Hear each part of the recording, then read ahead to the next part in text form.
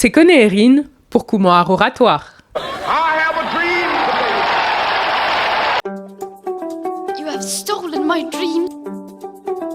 Jamais je ne trahirai la mémoire de mes ancêtres. Ça fait tellement longtemps. iPhone. Aucun de mes textes n'a entraîné la mort de quiconque. Je ne laisserai pas m'accuser de quoi que ce soit. Que ça vous plaise ou non, c'est irréversible. Bonjour à tous, j'espère que vous allez bien. Aujourd'hui, on se retrouve pour une nouvelle vidéo. Les prises de parole en public que l'entrepreneur ou le chef d'entreprise doit absolument maîtriser. Avant d'entrer dans le vif du sujet, n'hésitez pas à nous rejoindre sur nos divers réseaux sociaux, Instagram @kuman.aroratoire, Facebook ou encore LinkedIn. Enfin, n'hésitez pas à vous rendre sur notre site internet www.kuman-art-oratoire.com si vous souhaitez vous faire former en prise de parole en public. Kumar Art Oratoire est une entreprise de coaching pour les entrepreneurs et chefs d'entreprise. Alors n'hésitez pas à télécharger notre livret gratuit qui va vous apprendre à rédiger le pitch de votre entreprise. Que la vidéo commence. La première prise de parole en public qui doit absolument être maîtrisée chez l'entrepreneur, c'est la prise de parole qu'il va avoir avec le client. Un public, c'est pas forcément 10 000 personnes. Le simple fait même de parler devant un inconnu est une forme de prise de parole en public. D'accord ? Et donc ça, c'est vraiment la prise de parole numéro 1, number 1, que l'entrepreneur ou le chef d'entreprise doit maîtriser.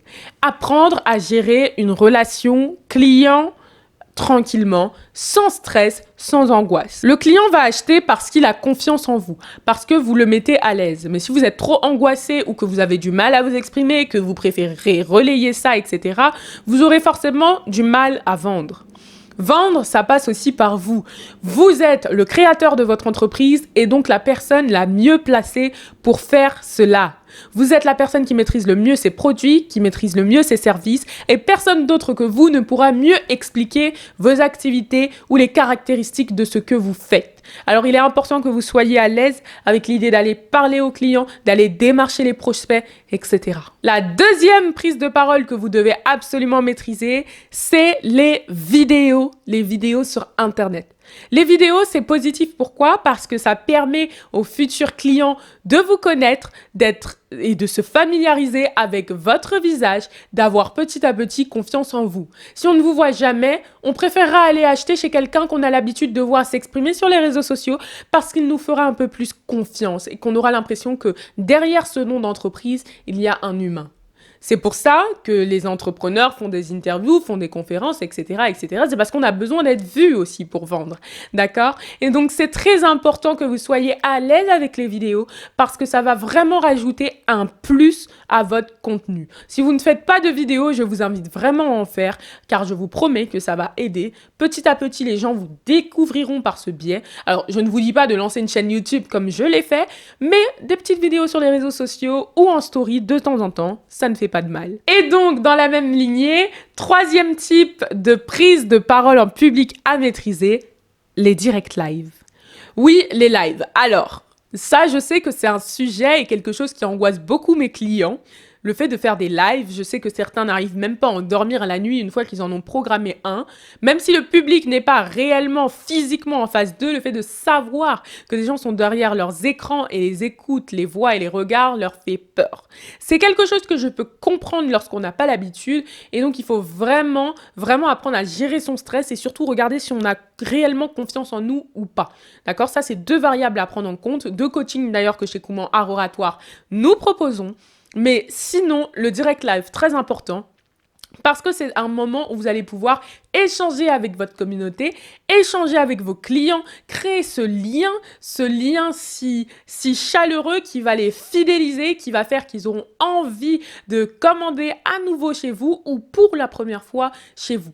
Entre une personne qui fait des direct live et qui consacre du temps à ses clients et une personne qui n'en fait jamais, pour même service, même peut-être moins bon service, les clients auront tendance à aller vers celui qui leur accorde du temps.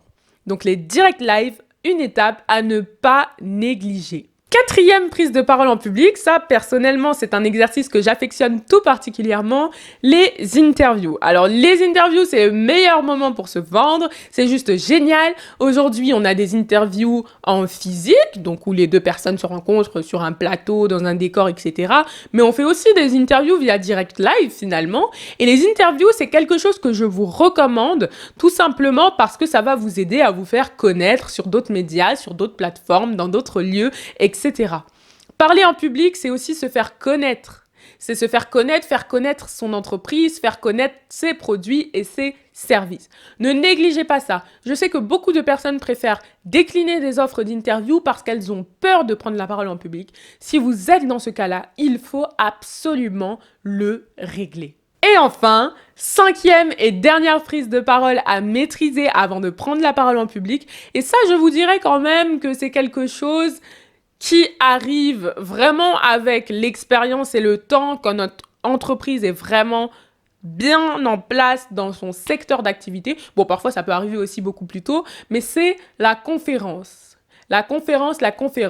Faire une conférence, c'est quelque chose à maîtriser. Je vois encore beaucoup trop d'entrepreneurs ou chefs d'entreprise qui ne maîtrisent pas bien l'art de la conférence, ou du moins la prise de parole en public de manière générale, et qui donc ont des conférences qui ennuient. Et ça, c'est vraiment dommage parce que les opportunités de venir parler comme ça à un large public, on n'en a pas des masses. Alors lorsqu'on en a, il faut se préparer. Sachez d'ailleurs que Comment Art Oratoire aide à la préparation de vos discours de conférence.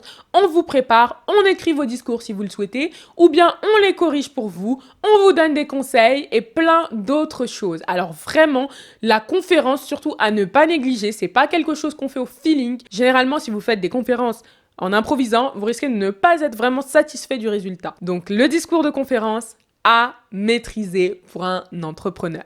Et bien voilà tout, j'espère sincèrement que cette vidéo vous aura plu. J'ai essayé de vous exposer quelques situations.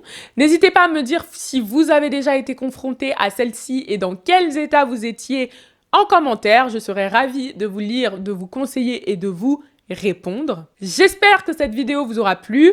N'oubliez pas de nous suivre sur nos divers réseaux sociaux.